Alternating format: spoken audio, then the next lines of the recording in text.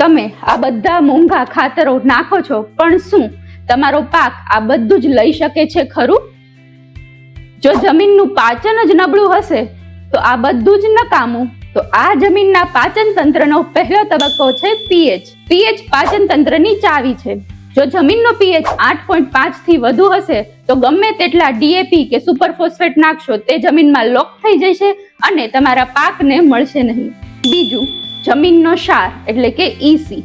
જો જમીનનો ક્ષાર વધુ હશે તો પાક પાણી લેવાના બદલે પાણી પોતાનામાંથી ગુમાવશે, જેથી ગમે તેટલું પિયત આપવા છતાં પણ પાકમાં સુકારો જોવા મળશે. ત્રીજું, સેન્દ્રિય કાર્બન. સેન્દ્રિય કાર્બન જમીનનો જીવ છે.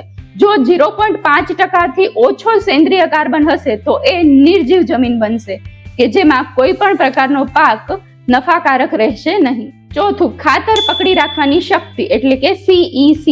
જમીન એક બેંક છે. જો માટિયાર અને કાળી ચીકણી જમીન ખાતર પકડી રાખશે તો આ ખાતર ધીમે ધીમે પાક તેનો ઉપયોગ કરી શકશે, જેથી જમીનનો CEC પૂરતા પ્રમાણમાં હોવો જરૂરી છે. રાખો, આ બધા ગુણધર્મો આંખો જોઈને જાણી શકાશે નહીં, તો ખાસ માટી પરીક્ષણ એટલે કે જમીન પરીક્ષણ કરવું જરૂરી છે. તો વધુ માહિતી માટે અમારી આ ચેનલને ફોલો કરી લો અને કંઈ પણ પ્રશ્ન હોય તો અમારા નીચે આપેલા નંબર પર સંપર્ક કરવો.